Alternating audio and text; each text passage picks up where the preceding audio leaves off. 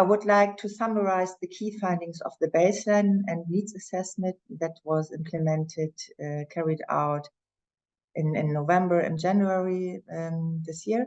So both surveys followed a standardized approach across all countries, so to ensure comparability and aggregation of the values. And the baseline study targeted young people, caregivers, and household heads, as well as wider community members, such as health workers. So in total, almost 17,000 individuals were surveyed across all project locations. Both surveys, the baseline survey and needs assessment, was implemented by local consultants and coordinated by a consultant team that was hired at global level. So why did we combine baseline study and needs assessment? So the baseline study, as you know, we always need to do a baseline study to measure the changes at the end through the end line.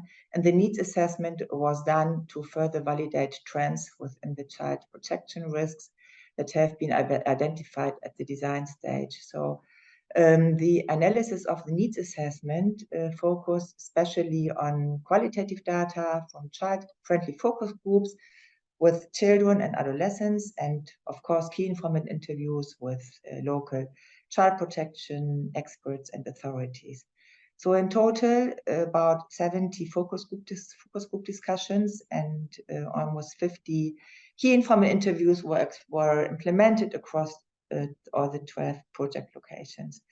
You will find a lot of information in the reports that are uploaded on the webpage of Joining Forces.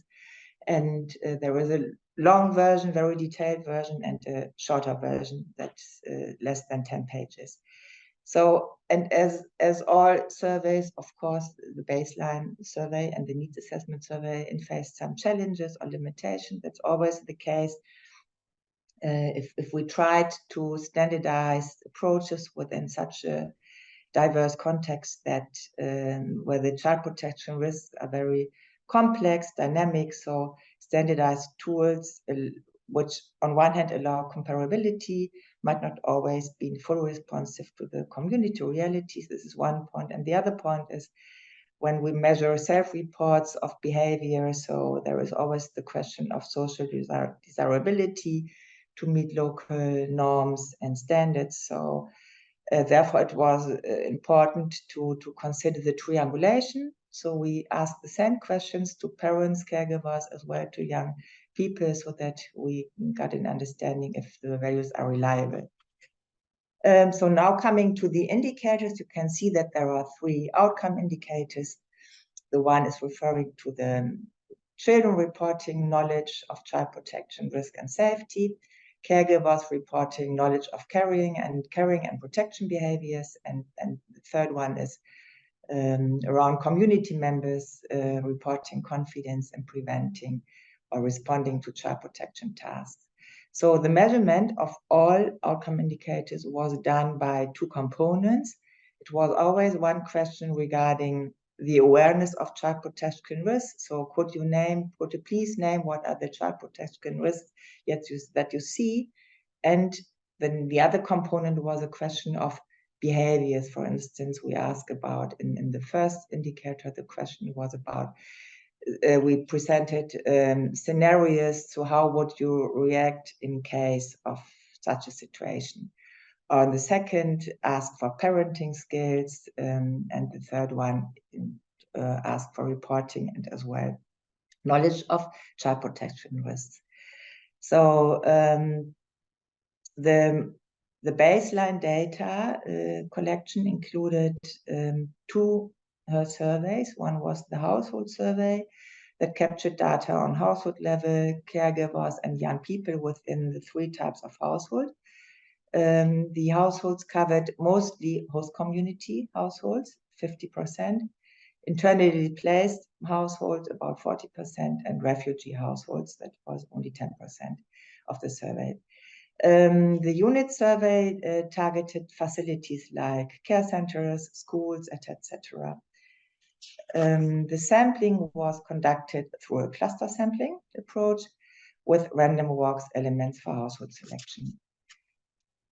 Now coming to the methodology of the needs assessment, you can see that has been different steps. So first the tools has been defined and developed, then the interviews have been implemented with adolescents, key informants, and focus group discussion. Of course, then the analysis of the results at the next step, and ranking exercise that was done by consulting child protection specialists so that we could consolidate the results. Now we come to the indicator, the first indicator that reports on the knowledge of child protection risks and safety. So as you can see, the outcome indicator aims to measure the percentage of children with knowledge about child protection risks and how to stay safe as a result of their participation. So we have explored child protection risks that young people consider relevant in their communities. And the survey covered about 4,700 children across our country who were asked to name situations that put children into danger in their communities. So the survey question, for instance, they asked respondents about what child protection risks do you consider as locally relevant? So, and then the responses were compared with the ranking of child protection risks provided by local child protection staff as a case of benchmark. So it was an open question. We asked children, young people to mention the risk that they see in their community, for instance, and then compared this the benchmark with the risks identified by technical staff. And the second component, as I mentioned before, of the indicator, I'm still on indicator 1, yes, is about how would children react in case of using hypothetical scenarios. For instance, responses were categorized based on what they would say to their friends in kinds of scenarios, or such as encouraging your friends to speak to an adult they trust or contacting child protection services. The graph shows the baseline value for different partner countries. The baseline level of knowledge about child protection risks and how to stay safe were generally very low. So they didn't exceed 6% in any country. And gender did not seem to significantly affect these low baseline levels. On average, young people knew about 1.35 relevant child protection risks in their community. So there was a variation between less than 1 risk, so they could, in some cases, they could not even mention 1 child protection risk. In other cases, they mentioned up to 2 or 3. The ability to choose responses to the scenarios varied among countries. For instance, children in Bangladesh showed a better knowledge of child protection risks, and children in Burkina Faso better knowledge of mechanism to remain safe.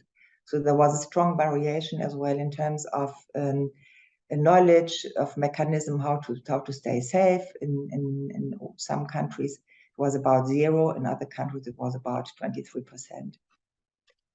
And there is as well one reflection on the methodology, so that it could maybe in future develop an alternative approach that focus only on the scenarios and question and pose the question afterwards.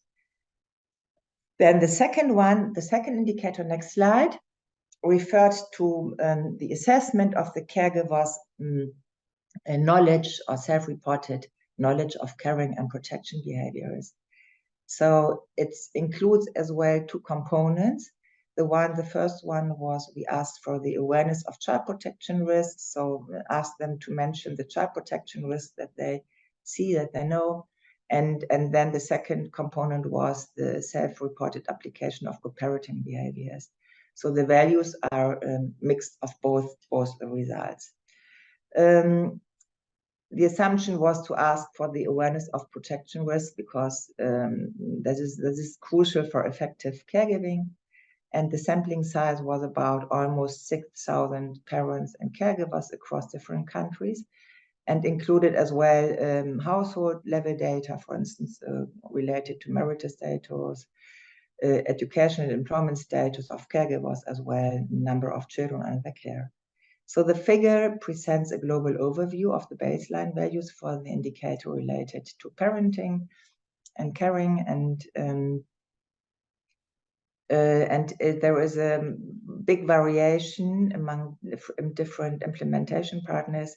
So the baseline levels appear to be low in child front, Ethiopia, and especially high in SOS children's villages, Central African CAR, as well as other partners like Plan International, Bangladesh, and World Vision South Sudan. So, and the differences might or can be explained probably by the implementation of previous activities in the field, so that project don't start from the scratch.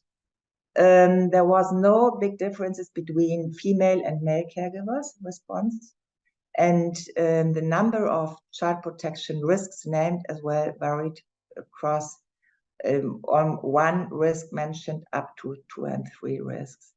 And the behavior, there was a strong variation between 39% of caregivers responding in a positive way. In other cases, it was about 93%.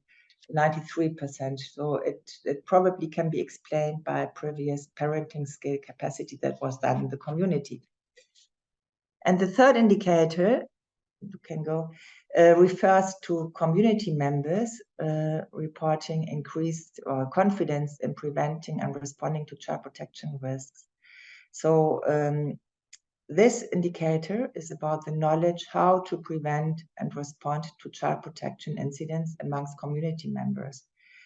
The baseline value covered data from almost 6,500 community members, including household heads, teachers, health care workers, among others. And the community members, they were asked how they would prevent and respond when noticing a child experience abuse at home or in the community.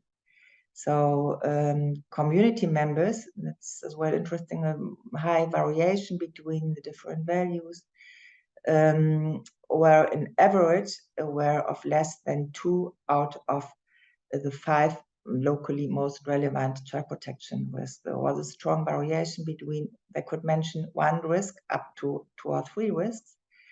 And but interesting that more than 50% of the interviewed community members indicated they would report to child protection incidents. So there is not always a well alignment between knowing the child protection risks, naming them, and reporting them.